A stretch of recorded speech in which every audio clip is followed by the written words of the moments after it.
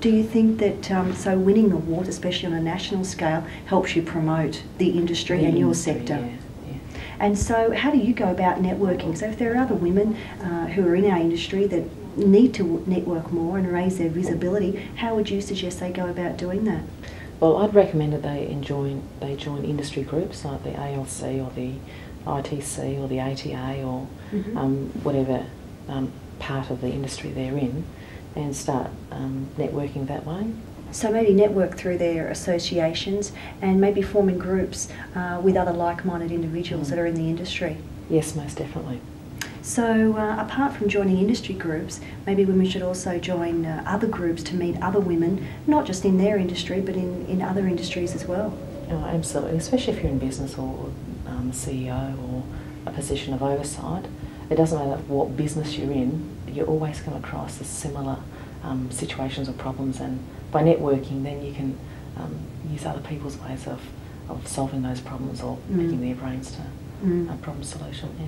Yeah. And in our industry, which is so male dominated, we can often come across situations which are pretty tough to deal with. What sort of process do you go through in having to deal with a difficult situation? Maybe you might have experienced some in your own company. Probably along the years I've had. I think a lot depends on how you approach situations in life and how you approach your peers and how you approach your job. I've had one situation, actually it was here in Perth on the Wharf, where a very elderly man who probably should have retired many years ago said that women shouldn't be in trucks, they should be home looking after their husbands. Now in 20 years that's the only chauvinistic comment I've ever had.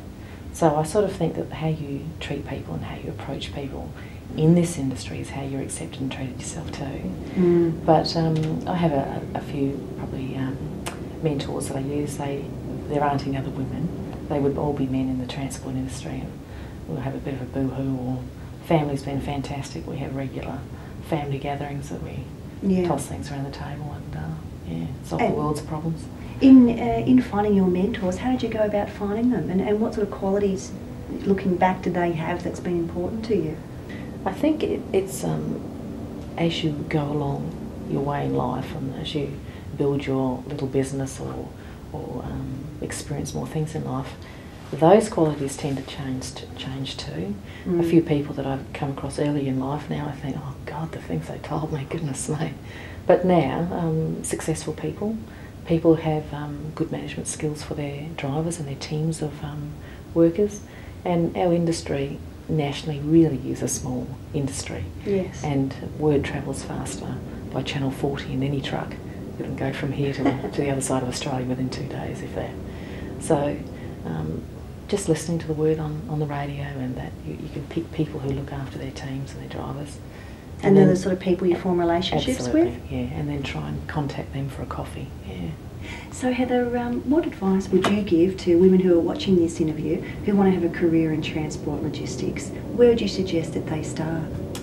First of all, I recommend that they do their research to see if this is the industry that they really want to pursue. There are so many job opportunities for women in transport logistics, but also just to be a lady and to be yourself. You don't have to become a bloke, because we need a good mix. And the guys out on the road want women to work with them because they say it's more balanced. Right. And when you sit down, I do a lot of oversized work, so when the sun goes down we have to stop. So we pull up on the side of the road, camp in the truck, cook our own meals, and we'll sit around. There'll be 7 of us because you'll have pilots and truck drivers as well. And they say it's really good to have women in the industry, it makes life more balanced.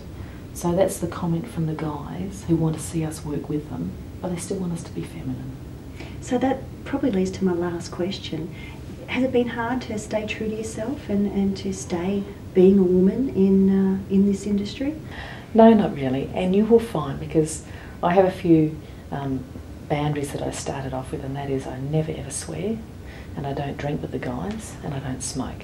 So if you have a really bad day and you think you're sitting back in the yard with the guys having a chat, and you'll go, oh, I tell you those.